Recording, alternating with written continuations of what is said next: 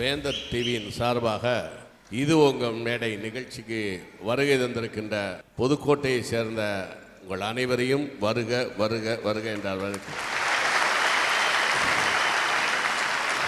இது உங்கள் மேடை நிகழ்ச்சிக்கு கொடுக்கப்பட்டிருக்கின்ற தலைப்பு, கடவுள் உங்கள் முன் தோன்றினால் என்ன வரம் கேட்பீர்கள். கடவுள்ங்கிறது நம்ம இதுவரைக்கும் யாரும் பார்க்கல. சாமி கும்பிட்றவங்களும் கடவுளை போய் பார்க்கல. சாமி இல்லைன்னு சொல்கிற காரல் மார்க்ஸ், லெனின், மாசேத்துவங்க, இங்கர்சால், தந்தை பெரியார் இவங்களும் யாரும் இல்லைன்னு கண்டுபிடிக்கல. 1300 கோடி லைட் இயர்ஸ் ஸ்பீடு, 1,86,564 மைல் ஒரு செகண்ட்ல போகுது. நம்ம ஸ்பேஸை கடக்கிறதுக்கு 1300 கோடி வருடமாகும். அவ்வளோ பெரிய ஸ்பேஸு. இந்த பிரபஞ்சத்தை தாண்டினா லைட் இல்லை, பொருள்கள் இல்லை, நேரம் இல்லை. அதை விட பெருசு இந்த மூணையும் என்னால் ஒத்துக்க முடியுது. இடம் இல்லைன்னு சொன்னான் விஞ்ஞானி. இடம் இல்லை, இடம் இல்லைங்கிறது தானே இல்லை. அப்புறம் என்ன இல்லையில ஒரு இல்லை. அதைத்தான் நம்ம நாட்டில் சிவனை வழிபடுகிறவர்கள் சொன்னார்கள், காலமற்ற காலத்தில் சிவன் வாழுகிறான் என்று. காலமற்ற காலத்தில். அங்கே டைமே கிடையாது, ஸ்பேஸ் கிடையாது, ஒன்றுமே கிடையாது. கடவுள் என்று தமிழில் சொன்னால் கடந்து உள்ளே செல்வது. இந்த இடத்துல இருதயத்துக்கு பக்கத்தில் ஏதோ ஒரு சின்ன ஆட்டம் மாதிரி ஒன்று இருக்குன்னு இப்போ கண்டுபிடிச்சிருக்கிறாங்க. அதுக்குள்ளே பூரா சிந்தனை இருக்கு. நம்முடைய சப்கான்ஷியஸ் இருக்குல்ல, அது 360 டிகிரி பார்க்கும். நமக்கு உள்ளுக்குள்ள ஒரு இடத்துல கடவுள், இந்த பிரபஞ்ச சக்தி ஒன்று இருக்குங்கிறான். இந்த கடவுள்னு நம்ம சொல்றது பூராமே ஆதி மனிதன் ஒரு 4 லட்சம் ஆண்டுகளுக்கு முன்பாக, நம்முடைய மூதாதையர்களுக்கு வயசே 4லேருந்து 5 லட்சம் வருஷம்தான். ஹோமோசேப்பியன்னு பேர் நம்ம ஜாதிக்கு பேர். அவன் முதல்ல எதை கண்டு பயந்தானோ அதெல்லாம் கடவுளாக கும்பிட்டான். எது தனக்கு உதவி செய்கிறதோ அதை கடவுளாக கும்பிட்டான். எது தனக்கு தேவையோ அதையெல்லாம் கடவுளோட கனெக்ட் பண்ணிட்டான், தொடர்பு படுத்துறது. அது இந்தியாவில் தான் ரொம்ப அழகாக தொடர்பு படுத்தியிருக்கான். வருஷம் 365 நாளும் கடவுளை கும்பிடுற மாதிரியே ஒரு சிஸ்டம் இந்தியாவில். எல்லாமே கடவுளோட. நவதானியம் பூரா சாமி கும்பிடும் போது, வேப்பலை பூரா நமக்கு என்னென்ன இலை, 5 இலை பார்த்தீங்கன்னா 5 இலையும் சாமிக்கு உகந்தது, 5 இலையும் மருத்துவம். அது அருகம்புல்லாக இருக்கட்டும், துளசியாக இருக்கட்டும், வேப்ப இலையாக இருக்கட்டும், வில்வம் இருக்கட்டும், மா இலையாக இருக்கட்டும், 5 இலையும் மருத்துவ குணம். அதை கொண்டு கோயிலில் வச்சுட்டான். ஏன்னா வெட்டி விற்றுப்பிடுவானுங்க, விறகு வெட்டி எல்லாம் மரத்தில் கொடுத்து வீட்டுக்கு ஏதாவது உத்தரம் போட்டுருவானுங்க. இதை தெரிஞ்சு தான் எல்லாத்தையுமே செஞ்சாங்க. அப்போ கடவுளுங்கிறது என்ன? ஒரு நம்பிக்கை. என்னிடம் கேட்டால் கடவுள் இருக்கா இல்லையா அப்படின்னா தெரியாது. யாரையா பார்த்தா? ஒரு பெரிய பக்திமானை பார்த்தேன், மிகப்பெரிய பக்திமான், நான் பேர் சொல்ல விரும்பலை. அவர் சொன்னார், இவ்வளோ பக்தியாக இருக்கீங்களே சார், எப்படி அப்படின்னு கேட்டேன். அதெல்லாம் சும்மா ராஜேஷ், ஏன் கடவுளை பார்த்தான், அது ஒரு நம்பிக்கை அப்படின்னு சொன்னார். ஒரு பெரிய நாத்திகரை பார்த்தேன், ஜோசியத்தில் நம்பிக்கை இருக்கா, கடவுள் நம்பிக்கை இருக்கா அப்படின்னு. எனக்கு ஜோசியத்தில் முழு நம்பிக்கை உண்டு, நாம் தினமும் கடவுளை கும்பிடுகிறேன் என்கிறார். அந்த நாத்திகர் அப்படி சொல்லுகிறார், ஆன்மீகவாதி இப்படி சொல்லுகிறார். எனவே இந்த பிரபஞ்ச சக்தியானது மிக மிக அற்புதம். நம்பிக்கை தான் ஒரு மனிதனுக்கு வலிமை. ஒரு கேன்சர் பேஷண்ட் ஒருத்தன் வந்தான், அவங்ககிட்ட போய் ஒரு டாக்டர் என்ன பண்ணார், பிழைக்காது அப்படின்னு சொல்லிட்டு ஒரு இன்ஜெக்ஷன் ஒன்றை போட்டு ஒரு 48 நாளில் க்யூர் ஆகிடும், நீங்கள் ஒன்றும் கவலைப்படாதீங்க அப்படின்னு சொல்லி டெய்லி பார்த்துட்டு இம்ப்ரூவ் ஆகிக்கிட்டே இருக்குன்னு பொய் சொன்னார். உண்மையிலேயே சொல்கிறேன், 48 நாளைக்கு அப்புறம் அந்த அம்மா கேன்சரே க்யூர் ஆயிடுச்சு. கடவுள் என்பது நம்பிக்கை. முழுசாக நம்பணும், அறகுறையாக நம்பக்கூடாதுன்னு. அப்போ கடவுள்னு ஒருத்தர் இருந்தால் நாத்திகர்கள் கேட்பாங்க, அது என்ன?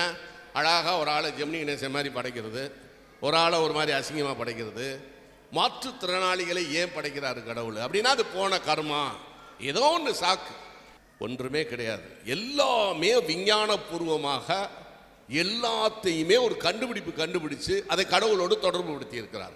ஒரு கண்ணுக்கு தெரியாத ஒரு கடவுளை, உணர்கின்ற ஒரு கடவுளை, பஞ்சபூதங்களையும் அடக்கிய ஒரு கடவுளை நேரடியாக தோன்றினால் என்ன கேட்பீர்கள்?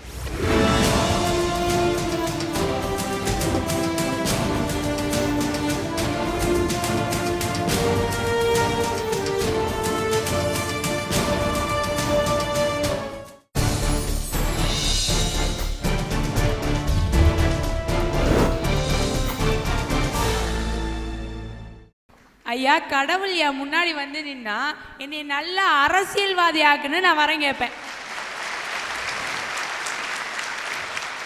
ஏன் தெரியுமா? எனக்கு தெரிஞ்ச ஒரு அண்ணன் பொண்ணு பார்க்க போனார். பொண்ணு பார்க்க போனவர் என்ன பண்ணணும்? பொண்ணெல்லாம் கேட்கணும். அவர் பல்சர் வண்டி கேட்டிருக்காரு.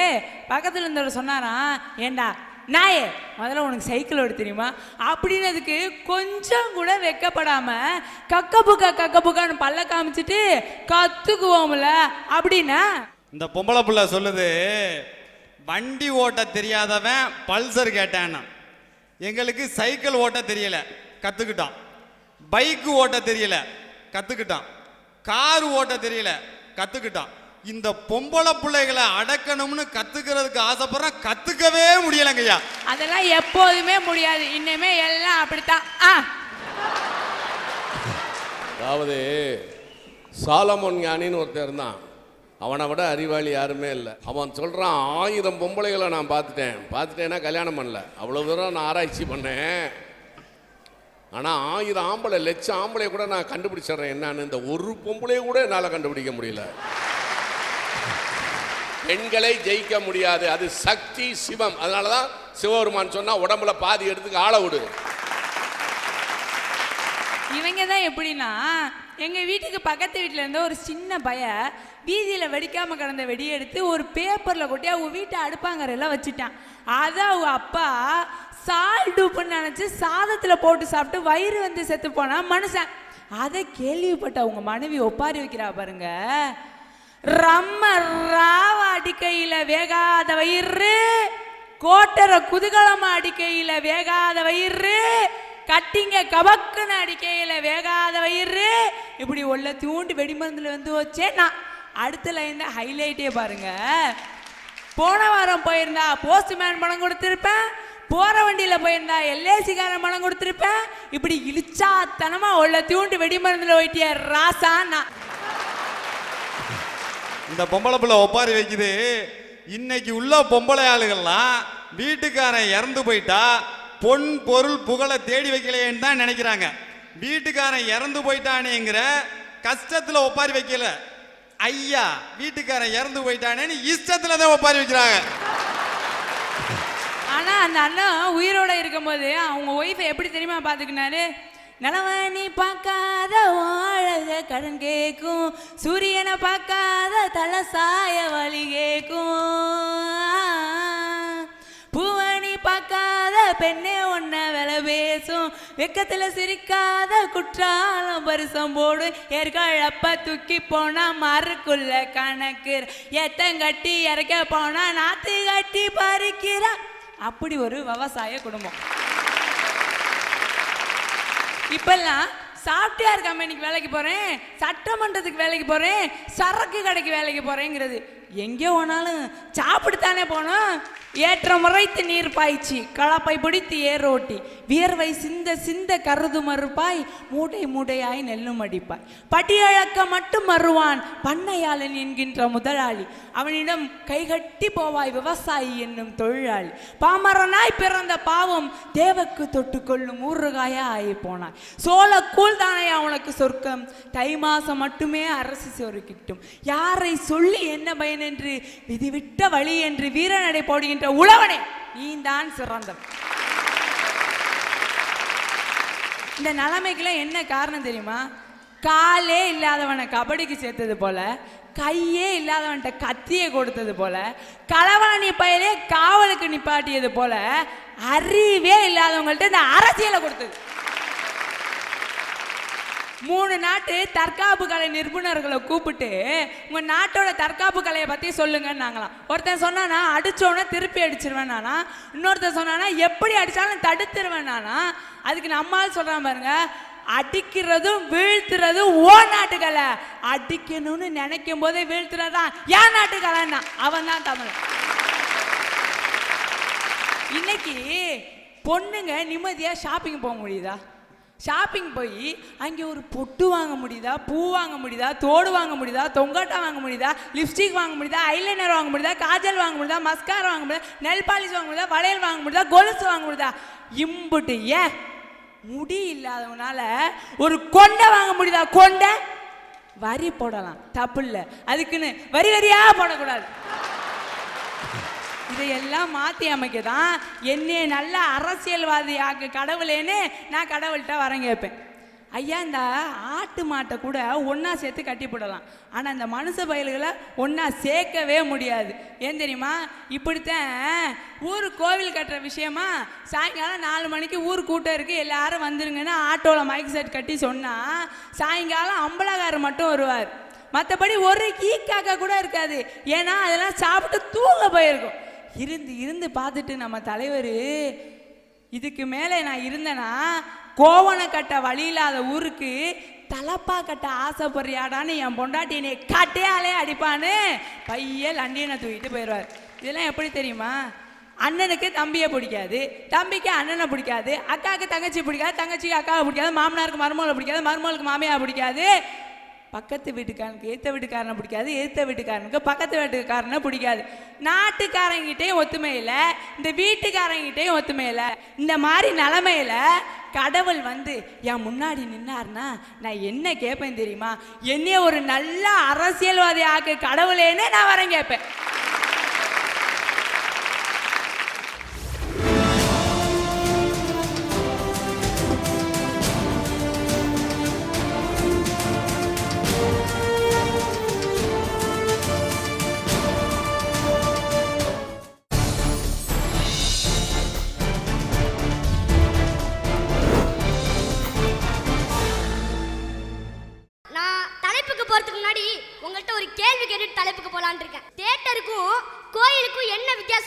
இதுல பூரா விசில் அடிப்பாங்க, அதுல பூரா அமைதியா இருப்பாங்க. நான் சொல்றேன், தியேட்டர்ல பாத்தீங்கன்னா first class, second class, third class பால்கனின்னு இருக்கும். ஆனா அந்த மெத்தட இப்ப கோயில்லையும் பயன்படுத்துறாங்களே. இந்த சூழ்நிலையில கடவுள் என் முன்னாடி வந்து நின்னா நான் என்ன வரேன் கேட்க போறேன்? நல்ல காதலி வேணும் நான் கேட்க போறேன்? கேட்க மாட்டேன். ஏன்னா எனக்கு காதலிக்கிற வயசு இல்லை. ஆடி கார் வேணும், பென்ஸ் கார் வேணும், BMW கார் வேணும்னு கேட்க மாட்டேன். ஏன்னா எனக்கு ஓட்ட தெரியாது. நான் அந்த சாமி கிட்ட கூட சொல்லுவேன், இந்த உலகத்துல 2 தெய்வம், ஒன்னு அம்மா, ஒன்னு அப்பா. எனக்கு கண்ணை கொடுத்தது தெய்வமா இருக்கலாம், காதை கொடுத்தது தெய்வமா இருக்கலாம், கை காலு மூக்கு இதெல்லாம் தனித்தனியா ஒரு தெய்வம் கொடுத்திருக்கலாம். ஆனா தனக்கு எவ்வளவுதான் துன்பம் இருந்தாலும் தம் சோகமான மூஞ்ச பார்த்து தம் புள்ள நொந்தரக்கூடாதுன்னு சிரிப்பாங்க பாருங்க. ஒரு சிரிப்பு 1000 வாட்ஸ் பல்பு எப்படி பிரகாசம் தெரியுமா அந்த மாதிரி இருக்கும் அவங்க சிரிப்பு. அவங்க தான் உண்மையான தெய்வம். ஆமா, இந்த நாட்டுல வந்து அம்மா தான் நடமாடும் தெய்வமா இருந்துட்டு வராங்க. தாய் என் கூட இருக்கிற வரைக்கும் நான் என்னங்க வரேன் கேட்க போறேன்? தாம் பட்டினியா கிடந்தாலும் தான் புள்ளைக்கு பால் கொடுப்பான். அதாவது தமக்கு எவ்வளவுதான் பசி இருந்தாலும் தான் புள்ள சாப்பிடணும்னு, தம்பி எனக்கு வயிறு மந்தமா இருக்குப்பா இந்தாப்பா சாப்பிடுன்னு சொல்றவங்க அம்மா. என்ன வந்து இந்த உலகத்துக்கு வெளிக்காட்டுறது வேணா என் தந்தையா இருக்கலாம், ஆனா தான் புள்ளைய ஒரு ஈ எறும்பு கூட கடிக்காம பாத்துக்கிறது அம்மா தாங்க. அம்மா கருவறையில இருக்கிற வரைக்கும் தான் நம்மளுக்கு எந்த டென்ஷன், எந்த கவலை, எந்த சோதனை இருக்காது. அதை விட்டுட்டு வெளில வந்துட்டோம்னு வச்சுக்கோங்களேன், டெய்லி படாத பாடுபட வேண்டியதா இருக்கு. இந்த பட்டுக்கோட்டையில பாத்தீங்கன்னா ஒரு ப்ரௌசிங் சென்டர் இருக்கு. அங்க போனேன் ப்ராஜெக்ட்டுக்கு பிரிண்ட் அவுட் எடுக்கணும்னு. அங்க கேட்டேன், பொதுவான இடத்துல பாத்தீங்கன்னா அவங்க அம்மா போட்டோ போட்டு தெய்வம் அதுவும் தாயிற்கு கீழே தான் எழுதிருந்தாங்க. என்னன்னா எல்லாரும் உங்களுக்கு டெய்லி கஸ்டமர்லாம் நிறைய வருவாங்க, பொதுவான இடத்துல வந்து இப்படி ஒட்டிருக்கேன்னு கேட்குறேன்.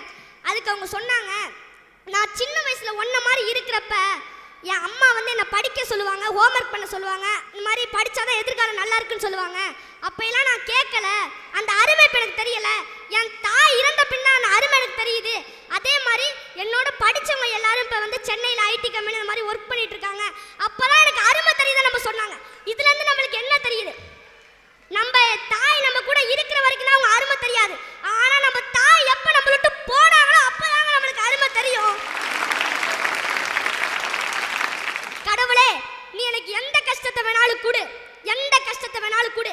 ஆனா என் தாய் சாகுற தருணம் வந்துச்சுன்னா என்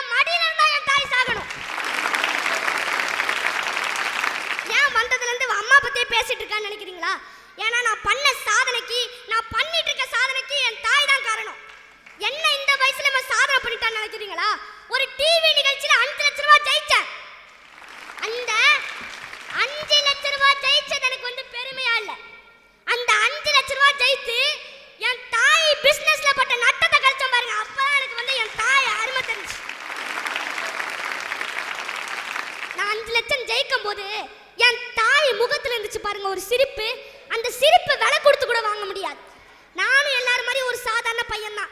நானும் ஸ்கூல்லாம் போயிட்டு இருக்கேன். நம்ம எல்லாருக்கும் தெரியும் திங்கக்கிழமை டு வெள்ளிக்கிழமை ஸ்கூலுக்கு போகணும், சனி ஞாயிறு தான் லீவுன்னு. ஆனா எனக்கு வந்து சனி ஞாயிறு கூட லீவு கிடைக்காதுங்க. என் சின்ன வயசுல இருந்து என் வாழ்க்கை ப்ரோக்ராமா போயிட்டே இருக்குங்க. நானும் எல்லாரும் மாதிரி கோலி குண்டு விளையாடணும், இந்த ஓடி பிடிச்சி விளையாடணும் இப்படிலாம் ஆசைப்படுவேன். ஆனா எங்க அம்மா வந்து என்ன சாதாரண குழந்தையா வளர்க்காம சாதனை குழந்தையா வளர்த்துட்டு இருக்காங்க. என்னோட வளர்ச்சிக்காக, என்னோட எதிர்காலத்துக்காக தன்னோட நிகழ்காலத்தை பணைய வச்சவங்க தாங்க எங்க அம்மா. நான் எங்க அம்மாட்ட கேட்பேன், எல்லாரும் எங்க பசங்க இப்படி சுத்திட்டு இருப்பாங்க, கேட்டா ஃபிட்ஜெட் ஸ்பின்னர்மாங்க. அம்மா வாங்கித்தாமா, அது 55 ரூபா வாங்கித்தாமா. அப்பெல்லாம் காசு இல்லம்பாங்க. ஆனா ஒரு ப்ரோக்ராம் மட்டும் எப்படி வந்துச்சுன்னு தெரியல, உடனே கடன் வாங்கி என்ன பண்ணிடுவாங்கன்னு தெரியல, ப்ரோக்ராமுக்கு மட்டும் அழைச்சிட்டு போயிடுவாங்க. எல்லாரும் ரிலாக்ஸா இருக்கிற இடம் இது படுக்கை தான். நம்ம தூங்குறப்ப தான் நம்மளுக்கு தூக்கம் வரும். ஆனா எங்க அம்மாக்கு தூக்கம் வராது. தான் புள்ள எப்படி வளர்த்துட்டு போவோன்னு ஏக்க வரும் தவிர தூக்கம் வராது. அதாவது வந்து பாத்தீங்கன்னா எங்க அப்பா இல்லை எனக்கு. எங்க அப்பா வந்து என்னை விட்டு பிரிஞ்சு போயிட்டாராம். என் புள்ள வேணாம், நீனே வளர்த்துக்கோடி, உன் பிள்ளைய கஷ்டப்பட்டு வளர்த்துக்கோடி என்னை விட்டுட்டு போயிட்டாங்க. இந்த நிகழ்ச்சி எங்க அப்பா பார்த்தா சொல்றேன், ஏன்பா என்ன எங்க அம்மாவை இப்படி பிரிச்சிங்களே, உங்க முன்னாடி நான் பெரிய ஆளா வந்து நிப்பேன். இந்த மாதிரி அம்மா அப்பாங்களுக்கு சொல்லிக்கிறேன், உங்க ஈகோ பிரச்சனையால தான் புள்ள எதிர்காலத்தை கெடுத்துறாதீங்க ப்ளீஸ். என்ன மாதிரி இந்த உலகத்துல இனிமேல் பவாஸ் பறக்க கூடாதுன்னு நான் சொல்றேன். அதாவது அப்பா இல்லாத குழந்தை இருக்க கூடாதுன்னு நான் சொல்றேன். எனக்கு ஒரு ஆசைங்க, நான் இப்ப படத்துல நடிச்சிட்டு இருக்கேன். ஒரு சிறந்த நடிகனுக்காக ஆஸ்கர் அவார்டை ஒரு கையில வாங்கிட்டு ஆடிக்கார ஆவணியில வாங்கி எங்க அம்மாவை உட்கார வச்சு புரட்டாசியில திருப்பதிக்கு அழைச்சிட்டு போய் அந்த சாமி கிட்ட சொல்லுவேன், என்னை என் தாயும் பிரிச்சிடாத, அது மட்டும் இல்லாம வாழ்க்கை பூரா என் தாயை மகிழ்ச்சியா வச்சுக்கணும் நான் வரேன் கேட்பேன், மகிழ்ச்சியா வச்சுக்கணும் நான் வரேன் கேட்பேன்.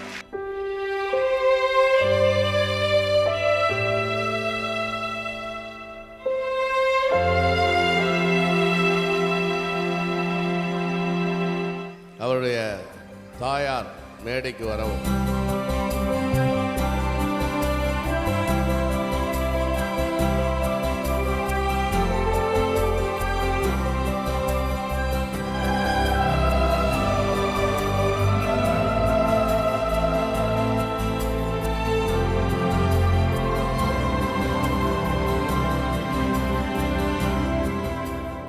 பையனை வந்து வளர்க்குறதுக்கு நான் எவ்வளோ கஷ்டப்படுறேங்கிறது அவன் கூடவே இருந்து இதுவரை என்னை பார்த்துருக்கான்.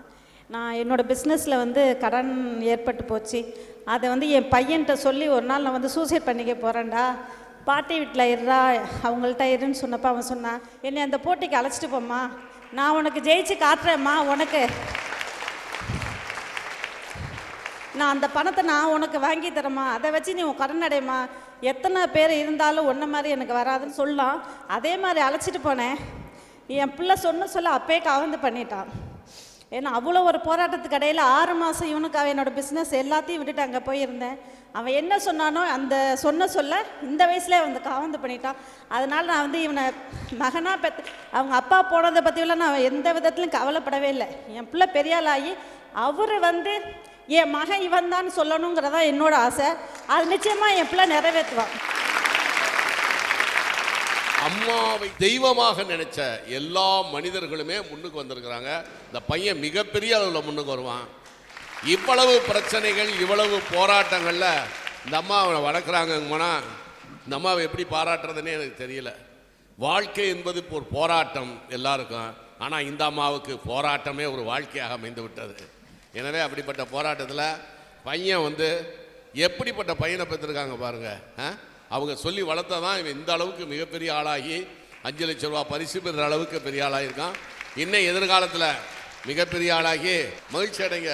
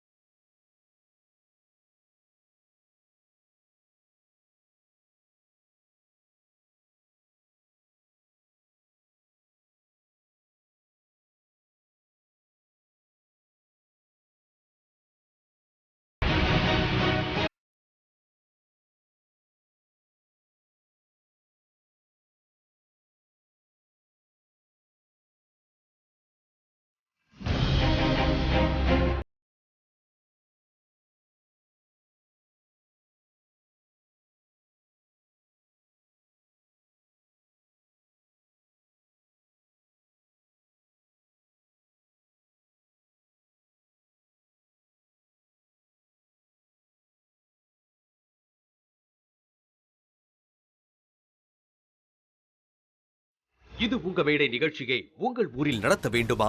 தொடர்புக்கு செல்லாஸ் பப்ளிசிட்டி தஞ்சாவூர். கைபேசி எண் 9787779808 9994782504. இந்நிகழ்ச்சி பற்றிய உங்கள் கருத்துக்கள் மற்றும் விமர்சனங்கள் வரவேற்கப்படுகின்றன. அனுப்ப வேண்டிய முகவரி வேந்தர் டிவி, எண் 35, நார்த் போல், கலைமகள் நகர், 3வது பிரதான சாலை, ஈக்காட்டுத்தாங்கல், சென்னை 32. தொடர்புக்கு 044222255234.